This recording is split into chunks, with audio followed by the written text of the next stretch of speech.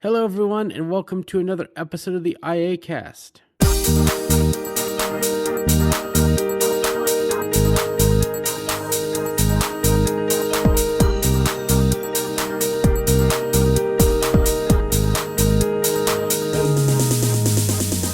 All right, with me today we have Taylor Arndt. Hi, Taylor. How are you doing? Hi, Michael. I'm doing pretty well.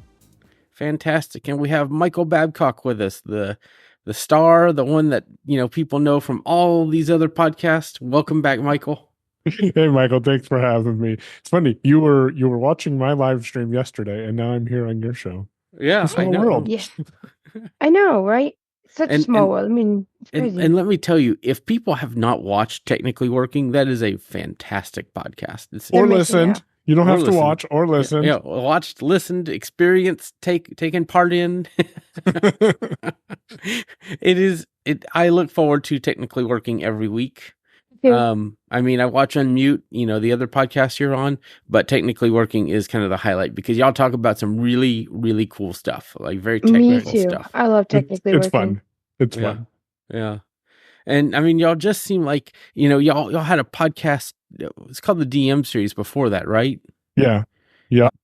And that was just as fun. And Technically Working is just a continuation of that fun, in my opinion. Yeah. There's some creepy stuff that if we talk about AI at all on this show that I will bring to your attention. So, yeah. Awesome. Well, we may have to sneak that in there somehow. Well, I don't want to take over your show, but I can jump into it real quick. Yeah, please do. I think listeners like interesting stuff. So with the APIs available in OpenAI, do you know if you have the ability to use GPT-4o? I believe so. Yes, we do. So we have 12 years of content on one of the podcasts that I created. My thought, and I was talking to Mossy about this, he's like, I'm going to have to look into this and see how we can do it, is why not take all of the text transcripts / text content and the audio content, send that to GPT, and then say, tell me about my own podcast. I think we can come up with some interesting results. What do you think? I can imagine. Yeah. You can do the same thing to yours. I'm right? sure. How did it summarize it? How did it summarize No, it hasn't yet. We're saying this is something that we got to build. And so, because if you can build something to pull data from a WordPress site, for example, because there is an API, and then pass that data, audio, video, and text into GPT, and then start querying about that with 4o that can do the transcription on the audio file, I think you could get a very creative GPT there. I did not know 4o did transcription. 4o does multimodal. Yeah, I didn't think the transcription was out yet, but I don't know. That's what I'm wondering. Is it available in the API? And if it is, I'm not sure. Then all of us content creators could be feeding it our content to make our own content GPT. And and it can hopefully then tell you what type of content you should create. Creating the great AI supermind. Oh, yeah. All right, I'm done. If as good or bad as that might be for us or the AI, it may read all of that and go, oh, whoa. Who knows? Wow, we're starting this thing out interesting today. Okay, so with that being our starter, we want to keep this very upbeat and very fun and a good discussion. And we may have more folks joining us as the show goes on. We'll see. But it's been a very interesting week, and we alluded to this last week, but we're going to go into it in detail this week. We started iAccessibility as a blog at WordPress.com in 2010, and it became a website at iAccessibility.net on Squarespace of all places. And then it became a WordPress website in 2017, and it stayed that way since then. And now we are bringing it up to be a new resource for the blind on Apple products, but even a bit more. Like we have categories for Windows and Android. If people want to even post there, I'm kidding. But we also have big plans, and we've put out a few topics on social media. We have a new Mastodon account at iAccessibility at iAccessibility.social that blew up over the week. I've never seen a Masticon. Really? Wow. That's like a new transformer or something. Wow, my God. Masticon.social. Be careful how you type that in. Yeah. Good job, Michael. All right. That's going to become a meme or a hashtag. We do outtakes for this show, and that one will have to be one. But we use, we have a Mastodon account, and it's iAccessibility at iAccessibility.social. And we have basically, that account had 9 follows at the beginning of the week, and it's over almost 90 now. And I've seen posts that have 18 to 20 something reposts. And that's crazy. I've never really seen that on Mastodon much, like that many shares. And then I shared an article, or I shared a post put a post on Facebook, and it has over 98 shares. I've never, ever seen that on Facebook about iAccessibility and where we're going. And, a lot of people have known us I think the majority of people have known us for the podcast, the iAcast. Is that how you kind of heard about it, Michael? Way back when you started hanging out with us on Clubhouse? Yeah, it was Clubhouse, and it had to have been the podcast for sure. Yeah. I mean, we had a website, and it's funny because some people are like, oh yeah, we've heard of iAccessibility, and we haven't. And then somebody on WhatsApp, which we have a WhatsApp community as well, said, hey, I found there's an iAccessibility app in the App Store. Nobody ever told me about this. It's like, oh yeah, there's that thing too. Yeah. That's very interesting. Yeah. We have 163 people in the WhatsApp community, I believe I said last. 65, I thought I heard, but either way. Yeah. It's a lot. As of this recording. And it's really neat because we've done a lot of back end work on the website. And we have a new forums system thanks to a good recommendation from Michael here. And that's using Discourse. And you've used Discourse before, haven't you, Michael? Yeah, on some other projects I've been involved in. I didn't admin it. Actually, Demasi is the one who admined it. But I remember some of the things that we were doing and some of the plans we had for it as well. Cool. And did you find it to be pretty accessible when you used it back when y'all did? Or was it it was pretty accessible. I would say it's always nice to come across a website using Discourse, because once you start spending some time in Discourse and you know that that's what it is, all of a sudden you're going to start seeing it pop up all over the place, just like you do WordPress sites. Yeah, I've kind of noticed that. Like I'm like another podcast that I really like, The Automators, uses it for their forums. Yep. And you told me about that. It's a powerful tool. Mm-hmm. And there are components to make it even more powerful, and we're not even done on the forums. Like, I have several projects I'm working on, apps and things like that, and once those are done, I intend to go back and work on our forums, because we can do a lot more, better branding on the header and making some of the buttons more accessible. There are some unlabeled buttons on the page, but we're going to knock those out eventually and do those things. But I think it's pretty incredible what you're able to do. We were using Memberful, which we were using for iAccessibility Plus before, but now it's our whole login system. How do y'all feel like that's working? Amazing. No issues. And I mean, we get, like, as staff users, we get emails saying that there's a new member. And let me tell you, there's been a lot of new members, and Memberful's still been holding up. Yeah. Careful what you wish for, because when things work nice and it just works, you get those email notifications, which is nice, but Oh, I love to see every one of them. And it's interesting because once we set it up, we're not having to manage much on this. Mm-hmm. Our forum software, I just make sure it's up to date and, and do those little things. But, the iAccessibility website's been running since 2017, and we've moved hosts God knows how many times. Probably more than you want to think about, right? Right. And it's worked really well all that time. And it's really exciting because we're building an app directory. We're building a lot of this stuff out that we had over at AppleViz. And, as we said last week, we don't intend to say we're better than AppleViz or we're replacing AppleViz. Nobody could do that. But we want to provide our own unique resource that people can use and come to. And the wonderful thing about this, I've been running this for a long time. However, I don't want to be the dude. I don't want to be the guy. I don't want to be that one person that everybody turns to if something goes down or if a decision needs to be made. And because of that, we're going to be making this into a nonprofit organization, and we're already working to do that. And in fact, today I'm going to be registering iAccessibility.org. I guess I should do that after this podcast goes out so nobody goes and grabs it now. Otherwise, I'm going to go grab it and sell it to you for quadruple the price. It is Maybe available. Taylor will go grab it. Right? I will be picking that up, and so people will be able to go to iAccessibility.net and .org. It would be really neat if I could just mirror all the DNS over without having to manually do that. I wonder if there's a way I can. Anyway, yeah. So we'll have to look into that, but that way we could have forums.iAccessibility.org or whatever you want to go to.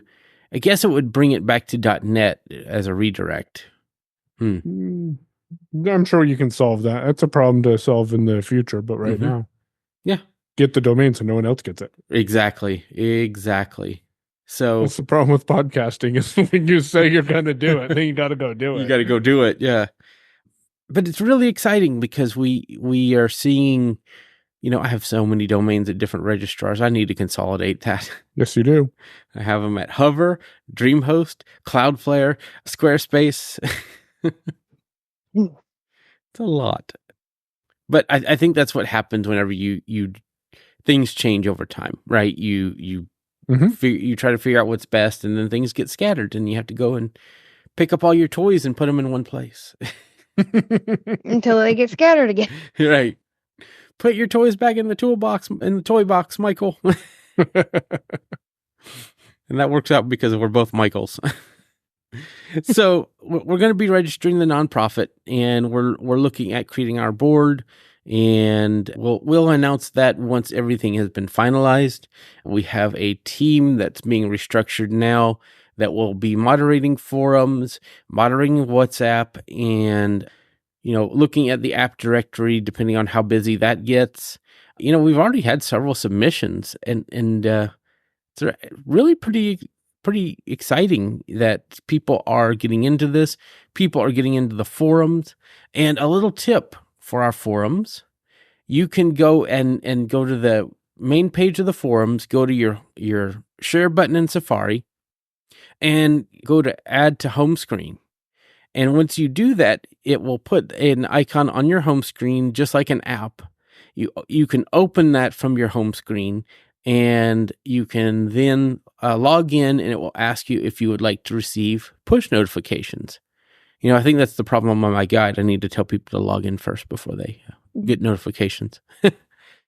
And once you do that, then you'll be notified whenever things change in the forums, and it even will send you email if you have replies and things like that. We'll also be setting up, once I learn how to do it, email, where you could email categories and topics and that kind of thing to the forums. So that's pretty exciting too. I think we have like 90 people registered for the forums around there. So if you're listening to this and you're not registered, go register to help us hit 100. Yes. Let's get to 100. And what's nice is if you do register, you get one account. They're different web pages. So iAccessibility.net and the forums are different pages. But it's all done through Memberful. So all of your logins work on every page, no matter if you are, logged into the main website or the forums website. And we intend to keep it that way. You can also, when you sign up for an account, you can get to our Discord, which we hang out there all the time. And a lot of people have joined lately. And there's also a page, I believe, on there where you could get to our WhatsApp community as well. I'm curious to know what y'all's thoughts are on this. Will this be, do you feel like, I can only hope that it's the resource that I'm wanting it to be, but do you feel like we're doing enough to provide the same amount of a resource and community for people that feel like a hole is going to be left with what's happening at the end of August? I think if you try not to be that filling for that hole and try to build what it is your membership and the people in the community are asking for, then I think it'll be more successful. I think if you try to imitate other sites, well, I'll just say it, if you try to imitate AppleVis, I think that's gonna I don't want to say frustrate people, but I think it's just not going to be the same. So if you go into it with the understanding that you're building out your community based on what people want from you, and that does mean that some of the aspects of AppleVis are going to be part of that community, then I think that's where you'll start to find a little bit more success. If what I'm saying is making sense, don't try to be what you're not. Exactly. I agree with you. I totally agree with you, Michael. Like I said, try not to, say, oh, we're the next replacement of AppleVis, which I know you're not doing. But, if you're something else that's unique, I think, yes, it is a resource that can be available, right? That's the key. Like, it can be available, when the other sites shut down, AppleVis. But I don't think, we're ever going to replace it, and we don't want to. Right. And we do not want to replace AppleVis, and I don't want people to think, oh, this, it's been a week and they're already trying to replace them, and I don't want that. I didn't build all this infrastructure up because AppleVis did such a great job, but I feel like we're not going to have that after August, and we need something to fill that gap. However, it needs to be different. It needs to be, for one thing, driven by the community and not something that I create. And I mean, I am creating a structure and a backbone that, we'll use. But if the community says, I don't like that, change it, then, our team will evaluate and see, what's the best decision to make. And that's why we're also creating the nonprofit, so that the board and me and others are accountable for what we do for the community. And I think that's one differing factor here is we are, doing this as a nonprofit, and several things that the community has suggested we've already done. Like, for one thing, the forums, we were using BB Press, and on the theme that we're using currently, BB Press is not accessible. It's usable, but it doesn't have tables, it doesn't have headings, it doesn't have a lot of things. So, like the first day I thought, oh, our forums are done. Great. We can move on. Good. No. No. And because we didn't just settle for BB Press, which we could have done a theme for, we now have a lot more capabilities using, what's that thing called? Discourse. Yeah. It is $12 more a month than we were going to be paying with BB Press, but also what was going to be the resource amount that what BB Press would have been using on the site. That's another thing to consider. Probably $12 worth. So, where do we want to go with this? We want this to be very focused on Apple, because we are, I think all of us on the team are very Apple focused, right? But we do have places for people to talk about non-Apple things, like the tip that you shared, Michael, in the forums in Windows. I will continuously go back to that because I will never remember what that command is. And hopefully Google will crawl that to wherever we're looking for. They already have. Oh, okay. Also, I saw one day where there's 500 crawlers that went through the forums. Whoa. Now, should we go tell ChatGPT about it and hope it crawls it so people start surfacing answers from ChatGPT? So I think that, and one thing with these forums that I want to point out is, for visual users like myself, low vision, these are the first forums on a mobile device I actually enjoy posting in. Like, Discourse creates forums that are pleasant to look at. And whenever I go to reply or create a new topic, it just looks good on a mobile screen. Even TikTok and other social media places, and even the YouTube app, I have such a hard time adding comments with low vision and magnification. And I don't with these forums. I enjoy seeing new posts come up in our forums. And that's pretty amazing. Like it's not that I created these or put them together that I want to post in them. Like, no, I genuinely like, ooh, I wonder what's being talked about today, and that's where a website should be. A website should be that instead of finding work in going to the forums or going to the app directory or going to the content, that you want to be there, right? Yes. And, the cool thing is this podcast will not change. We're going to continue doing what we're doing, probably a little bit more consistently, because we want to also give updates on how the site's going and talk about the community. But we're going to be a little more consistent with this. And also, we encourage our community to send in content, send us information, send us what you want to see on the page, because we find, that's important too. Like, send us audio, send us demos, send us, we'll approve them and let people know if they work or not.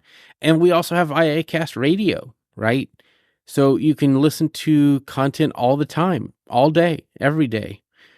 And we have unmute content going there and all kinds of different things showing up in the radio. And you know what? If you want your podcast there, let us know.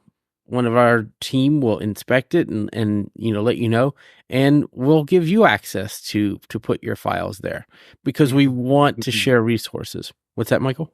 I said, so you can feed the beast.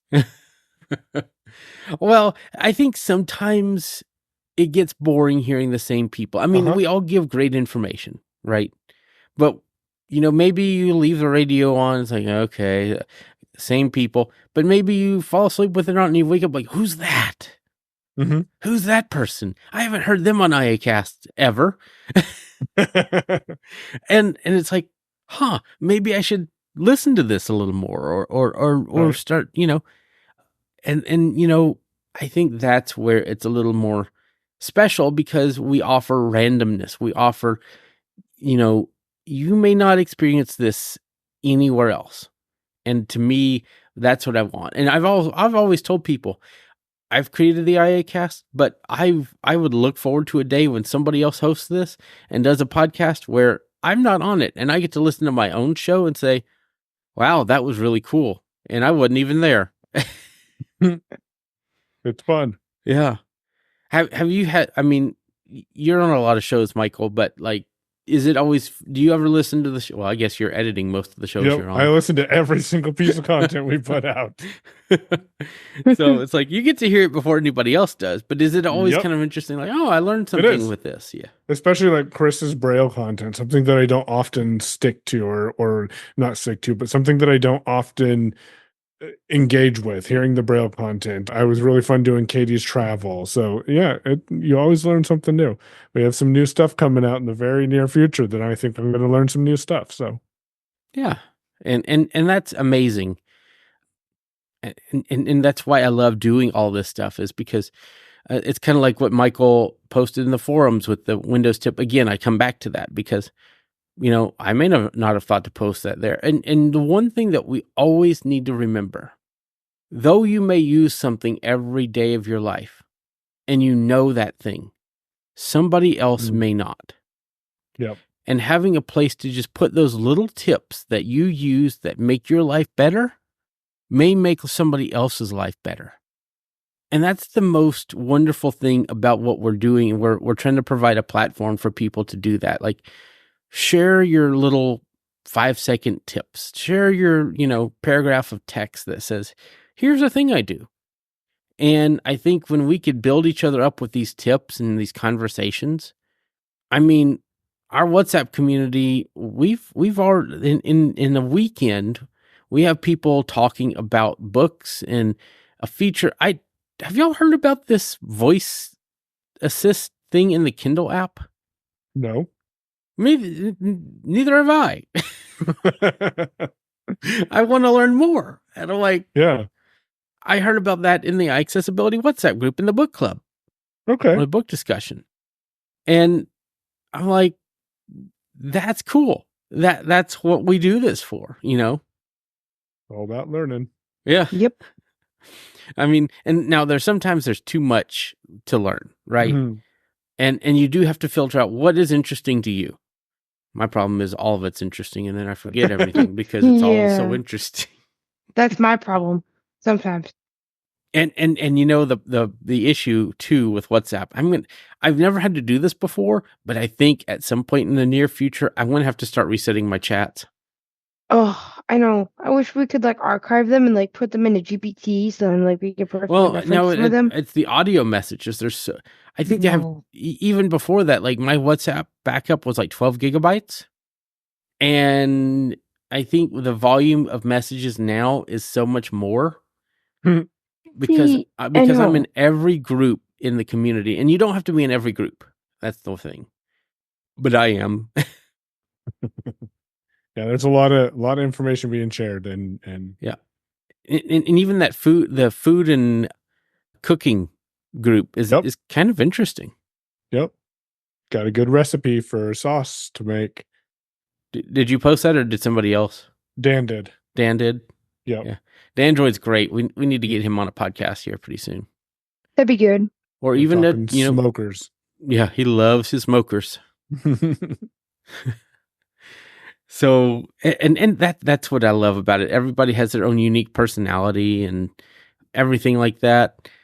So I foresee this thing, picking up more steam, and we've got new joins on the website even during the podcast. Yeah.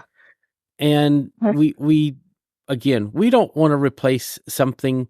We want to be the next resource that people can turn to because there needs to be one, not just because we want to be famous or have the notoriety of creating something, but we have a community. We have the people with the skills. Let's put it to use and build that resource for folks. I mean, I had to shut my notifications off because my phone kept blowing up during the podcast. And I put it on Do Not Disturb and it wasn't working. So I was like, oh my gosh, so many member phone notifications. Yeah. But I guess we should talk about a little bit of technology, while we're here. So last podcast, we talked about the Zoom recorders and Taylor and I have ours now set up. And I know, Michael, you have the Zoom H1E. What are your thoughts about it compared to the H4s? So I haven't used the H4. The form factor is really convenient on the H1 to just slip it in a pocket. And you can slip the H4 into a short shirt pocket or something. I do like how portable the H1 is, but I also like the fact that you can plug in XLR microphones to the H4. So I think if you want to get into this, going with that middle of the line product is probably the best bet because it gives you the most flexibility and it's fairly affordable at $199, sometimes on sale. Yeah, like Prime Day after we just ordered ours. No. Yep. $50 off. Everybody's like, no, it won't be on sale. They won't do that. Yep, $50 off. Yep. But that's okay. And we got SD cards for them. You have to get a lot of things for them. You got to get batteries. You got to get SD card, and then if you want the Bluetooth control, you got to buy that.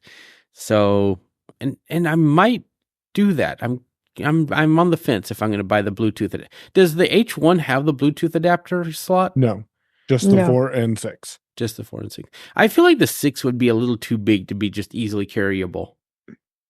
I think so, but I haven't really experimented with it. So if you have, you can send an email and let us know if it's easy to carry the H6. Yep. feedback@iacast.net. And we're also going to be setting up feedback@iAccessibility.net. That will go to our team. Another thing on my list of things to do. You should just use Microsoft To Do to keep track of it. We actually do use To Do for a lot of our company things with Techopolis. So, it's very interesting, all the different to-do list applications out there. And the one we keep coming back to is Microsoft To Do because it's the most accessible, works really well. I kind of love the gamification on Todoist and some of those things. But, for our company, we always come back to Do just because it's simple. It does the job. And you get a lot of notifications. Yeah. And I like that when you create a new task, if you're sharing, you get a notification. If a task is complete, you get a notification. I like that level of alerts. I know some people don't. And Michael, are you still with Todoist or are you using reminders? I'd rather not talk about that right now. No, I use Todoist in a couple of shared projects, but if I just need to remember to do something, like I have to make a phone call tomorrow. I just told Siri, remind me to do this tomorrow. Every once in a while, I'll tell Alexa to remind me to do something. So really, it's whatever comes close, but Todoist, or whatever is the closest to me, but Todoist is one of them. I am not paying for Todoist right now, if that answers your question. Gotcha. Okay. I don't know, like Todoist, it felt hard to use for me, and I was like, I'm just gonna make stuff to do. But I don't know, like it just kind of it was a little bit clunky. Isn't hard for me to use. I just never would go take or complete stuff or put stuff in there and stuff like that. So it was really down to my mental thing. And I don't think using another tool is going to solve that problem. It is a struggle that I've had with Todoist since I started using it in 2017. And it's nothing to do, in my opinion, with the Todoist platform. It's more my mental way of handling tasks. I'll fill my brain up with 1,000 things to do and then forget to go do something and then get frustrated with myself and go add them all to a to-do list project and then never look at it because I'll remember what I needed to do at that point. So, sorry, Michael. I was going to ask, do you think, and I like this segue here, do you think Apple Intelligence will help with that? Yes, I do. That's why I'm interested in hearing other people's experiences. I can't use Apple Intelligence right now, but especially, and this is, I don't know how this looks. I don't even think it's in iOS 18 beta yet. But if we can record calls, we can transcribe calls. And if we can transcribe calls, Siri can remind us of stuff that happened on a call. It is in there. You can record calls right now? Yes, you can. Okay. Do you get a transcript of them or not? I have not recorded a call yet, but the button is definitely there. Okay. on the phone screen. And just to let people know, I did try to see, because Zoom brings up a call screen, but that button is not in the Zoom window. Yeah. So Apple Intelligence is very interesting. And I've told people this. I mean, it's neat on the iPhone, okay? It's really cool because of the writing tools. However, I don't feel like it's most effective on the phone. I feel like Apple Intelligence is more effective on the iPad, where you can type a bunch of information and then have Apple Intelligence just go through and proofread or edit or change the tone of whatever you're writing on device. That is the true potential, in my view, of Apple Intelligence. What are y'all's thoughts there? That's very interesting. I haven't played with it specifically, like, I'm a Mac. I might load it on my iPad, but we need to have one production Mac in the company so that I can actually submit apps. So that's why I've not loaded it onto my Mac. But I've thought about it a couple times, and then I realized, oh yeah, I got to submit apps. But otherwise, I think it's a great tool, and I can't wait to actually play more with it. I would rather not talk about Apple Intelligence because at this point in time, I can take advantage of absolutely none of it. Because I don't have a Mac and I don't have an iPhone 15 Pro Max. Yeah, or a Pro, and it is a shame that you do need. But believe it or not, and they may change this, but I've used Siri a couple of times, and I've used some things, and I've felt my phone heat up. And so that tells me that they are really putting that hardware to the test. Like, right. It is definitely, and yes, Apple Intelligence does work on the watch because your watch is just getting data from your phone anyway. So now what will be interesting is how much Siri will be able to take advantage of, or let me rephrase this, how much Apple Intelligence will be able to utilize the Meta glasses, since you can activate Siri from the glasses. Have you done that? I still haven't done it, and I think you were the one who told me about that. You should play with it. It's fun. And I'm wondering, like, what's going to be... We technically have... I mean, okay, it may not be able to use the hardware and take a picture, but when you get Apple Intelligence, you will be able to ask Siri different commands and queries using the glasses. You have two AIs on your glasses. Yep. Or you can have it run a shortcut from your glasses. Ooh. Yep. Now that is intriguing. As in, you could create a shortcut. If you could get the glasses to take a picture, have the picture be put in your Photos app, and then have Siri or some other, assistant out there, whether it be, ChatGPT, Be My AI, or others, describe the last item in your photos from your shortcuts without even unlocking your phone. Set up an automation that runs a shortcut when a new photo is added to a specific album. And when you take a photo with the Meta Ray-Bans, they, I believe, add it to a Meta Photos camera or a photo album. So if you can run an automation that triggers a shortcut, you could send that photo to ChatGPT and then have it use TTS to just read that description for you. So then you snap a photo with your camera. The only gotcha is getting that photo from the glasses to the phone. I don't know if there's an automated way, because all the times that I've done it right now, you have to have the app open. So that might be a gotcha, but maybe in the future. Yep. See, this is the time that we're looking at where we're in the beginning stages.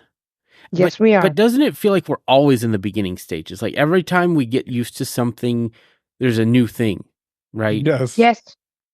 So that's amazing about this AI stuff. And I think Apple Intelligence, and it's a real shame that we're not going to see Apple Intelligence on this Vision Pro, at least for another year, because they're maxing out the processors already on the Vision Pro, and they're not going to be able to run, as far as I know, Apple Intelligence with all the AR and VR stuff that they're doing on the glasses. And, I've kind of come to the conclusion that, yes, you can see your outside world with the Vision Pro, but it's more of a VR experience. It's not this is going to augment your reality around you. And that's kind of a shame. Yeah, because, wasn't that why you bought it? It was one of the reasons why I bought it, yes. But I think that it does a great job at what it does, right? And the technology is there, but I think Apple just needs to work on how they can make that work along with what they've already created. And I think that's going to take another year, unfortunately. And I kind of feel like they have dropped the ball on this platform for its initial launch, because Apple does things slowly. But in this AI market, you can't be slow. Like, it moves so fast. And I think that Apple's doing the right thing with AI. They realized, here's what we needed to be doing, and here's what we did. I mean, it's great we have a Vision Pro. It's great that that's out there. But I think that they've moved a lot of their efforts into AI because that's where the money is. Yeah, and I mean, case in point, AI is moving so fast that when, there's an entire week during ACB convention, I couldn't follow AI news, right? Just too busy. I got home and I probably had 30 to 40 different items of AI news that I needed to figure out what was going on. Because normally, every night I sit down and I watch videos about, okay, what's been going on with AI news, right? There's a few channels that I watch. Well, when you're busy at convention, you can't do that. And so I was it took me a week or two to try to get all caught up from what happened with that 1 week. And then the next week was more busy. And then finally it just got so crazy last week. It was just nuts. Yep. And there's just so much. We just got a glasses update for the Meta Ray-Bans last week. I still don't even know what's all in this update. I don't either. And interestingly, it was supposed to, the rumor was that we would get a where you don't have to say look and that's not true. I still have to do that. I'll go ahead and see because I was trying to update mine and it said the update failed. So I'll go ahead and figure that out. That's kind of weird. Has anybody had where they don't have to use the look and to describe? No, I still have to say look and describe or look and read. Mm-hmm. So I guess that is not in this version. But again, I don't know what's here. And I wonder if they're going to roll out features, do stage rollout of certain things. Because my glasses would not do the interactive mode until after convention. As soon as I got them home and started putting, they were back on my network. Yeah, we got that update. And I don't know why, because I've told it to update. You're up to date. You're up to date. You're up to date. And then I get home and a few days later, hey, I got this new thing. So I don't quite understand how all of that works. And I had it like when I... Yeah, Taylor had it before convention. So I don't understand. I signed up for the IRA early access beta. Me too. And so we're very excited about that. And so, that'll be really neat. And then, they're very nice classes, and there's so much in this space. So, there's a bunch of new things happening in our space. I mean, okay, let me ask you guys this, and this will be our last topic of the day before we wrap up, but does it matter that Orcam is going to be, discontinuing their visual-based products? No. I mean, I guess for some users, but the thing is that Orcam is really expensive. It's, I don't feel like it can do as much as some of this other stuff. I mean, maybe it can, like it does faces and, Meta won't do that. But, Michael asked us the question this week, I think, our Discord, and he said, would you buy an Orcam if you didn't have rehabilitation or other government agencies helping you to pay for it? And my answer was no. The thing is, Orcam is very expensive. Now, keep in mind, you're talking to the person who bought an Envision glasses and, in 2022 or whenever I did that. But I would not go buy another blindness device. I would go mainstream because that's honestly my goal in life, is to do as much mainstream as possible. So I think it depends on the user, because I still see a need for a product like Orcam or a product like Envision. Maybe not for me, but I'm more technologically savvy and willing to mess around with things to make it work, or to restart my device. And if there's a tool out there that a user can just put on, use it, and then take it off and doesn't have to fiddle with it because they have other things to stress about and technology is just going to ruin that entire day, I think there's a good fit there. Is Orcam the right answer for that?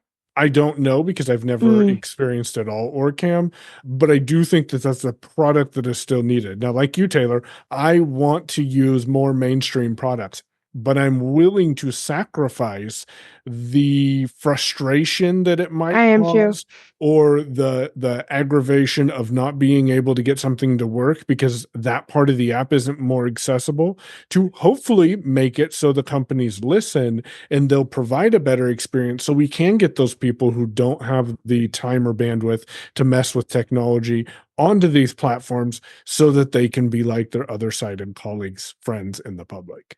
Yeah, I agree with that. Like I said, I understand that there are some users who are not as technically inclined who want a solution like Orcam. I don't know that Orcam or Envision at this point are equipped to handle that. Of course, Orcam is not doing visual products anymore, which leaves Envision. Now, of course, there are other players in this space, but I don't know. I guess time will tell. Now, I guess one of my questions is, and the one thing that Orcam did really well is all of it was done on device, right? So an internet connection was not required. Mm-hmm. But my question, though, is I know Envision is not on device, at least most of what they do. No. But what about ARX and Celeste? Are they on device, or how do they get their internet connections? I guess that's kind of my question, because that's one thing I really like about the Meta glasses. You put them on and you go. You don't have to connect to a hotspot. You don't have to, do all these other things. And also they have a case. Like, you just put them in their case and they charge and they're ready to go in 30 minutes to an hour. Whereas the others, you do have to charge on, for an extended amount of time. The other thing I like is that, you can play music, answer phone calls, and all those other things we talked about. But do you know, Michael, does ARX or Celeste, does it have that kind of put on and go, ability, or do you have to make sure it's still connected to the internet when you walk out of your house? So ARX, I do believe you just put it on and goes. I'm not exactly certain, but I believe that's how that works. And Celeste, last time I used them, you had to wait for them to connect to your phone's hotspot or your Wi-Fi in order to use them. So that is the other difference in them for sure. Yeah. And for me, if I just want to get up and go, that's one tech difficulty that I've always found. Why is this a thing? And I think with the Meta glasses, like they've solved a lot of that problem. We just need to get the AI features that we need as people that are blind so that we can, hear information about shirts or how people look or how we look in a mirror or things like that. So I think that those are, very important things that we all have to consider when we pick these things. Totally agree. But and this conversation is probably going to come up every IA cast. Like, oh, there's a new thing that changed with the Meta glasses. Now, how does this compare to this? So, it just get ready, get all strapped in for the ride because it's going to be some ups and downs, I'm sure, over the months. And we may do. We may do an entire podcast on the Meta Ray-Bans because I think it would be cool to have some people come on and describe what they have, because there are different ones with different looks and different, lens types and those kind of things. And so I did not know there were red transitions lenses until I talked to somebody yesterday. And so there's different transitions lenses and things like that I didn't even know about, but it's all very interesting stuff. So, well, that's going to wrap us up for this episode. It's been a very packed episode. As we do with these things, Michael, do you have a pick that you want to use this week, and where can people find you online? Sure. So I think people can find me online via Payon at unmute.community on Mastodon. And the pick that I will give for this week is Ring. And that is a camera that is a doorbell smart camera that gives me information about people who are at my door. And if there's any packages or anything, it's been around for a while, but I'm really liking it. And it helps me with knowing what's going on around my house. And maybe next time I'm on, we'll talk more smart home stuff too. Yes, we should. That was one problem I did in the forums. I was putting smart home technology and wrote smartphone technology. Yeah. So I had to fix that today. I was like, oh, that's not what that should say. That's awesome. All right, Taylor, do you have a pick for this week, and where can people find you online? All right. So, gosh, the whole pick. Let's see. The pick that I have is a website that Jeff introduced me to. It's called W3 Schools. You probably heard of it. And what it is, it's a website you can help and you can learn code. So you can also get certified and things like that.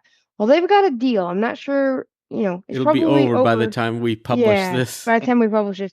But it was $300, plus you could get another promo code. It was called newsletter, all caps. And you could be able to get it down to like $246 or something. It's normally $1,500. $277. Yeah. $277. Okay. I don't know where $246 came from. Maybe I had another promo code. But yeah, it was totally worth it. It's fully accessible. The tutorials are all text. And you can also get certified. Normally, you have to pay $95 for each of the certifications. But see, with the full access, you get everything included. And so it's fully accessible. I highly recommend it. I've already gotten 3 certifications, and it's helped me so much. We have to build an internal tracker thing for Techopolis. I won't get too much into it. But the certification that I took was highly worth it. Because of that, I'm able to build it with confidence, and I would not have been able to do this before. People can find me online. Let's see, Taylor at techopolis.online. No.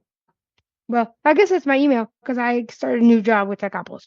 But Tayon to techopolis.social is what I meant to say in the first place. And that is my Mastodon, not techopolis.online. Let's see. So my Facebook is just Taylor Arndt. My X, I'm still on there. I know. I'm kind of one of the rare blind people. Is Tay Arndt. See, I'm pretty much Tay Arndt on most places. So yeah. And I'm also, Taylor Arndt on YouTube and things like that. But that's a little bit, people can find me. I'm also on the iAccessibility forums and WhatsApp groups. So yep. All else fails. All right. My pick for this week, I'm going to go back and pick, because it has not been picked on here before, so I call dibs on the Meta AI Ray-Ban smart glasses. Yeah. I use mine a lot. I love them. And again, I keep talking all about them. It's one of the very few Apple products that I like, or very few non-Apple products that I like, that I talk and never shut up about. So that will be my pick this time. And you could find me on Mastodon as Mike Doise. That's MikeDoise at techopolis.social. And just to let you all know, we do have an iAccessibility.social Mastodon. So if you want to join Mastodon and join there with the community for iAccessibility, feel free to do so. Back to my contact info, you can email me at mikedoise@icloud.com. I'm Mike Doise pretty much everywhere, so find me there. And that's how you can get in touch. I want to thank you all for listening to the podcast today. This has been a great long podcast, and we'll be back soon for another episode. Thank you all, and see you next time. Bye, everyone. Bye-bye. Thank you for tuning in to the iAcast. We hope you enjoyed the show and found the conversation to be insightful and informative. If you have any feedback or comments, we'd love to hear from you. Please send us an email at feedback@iacast.net. You can also follow us on Twitter at iAcast Network to stay informed about new episodes and other updates. Don't forget to check out more great podcasts on the iAcast Network, iacast.net. Thanks for listening, and we'll see you again soon.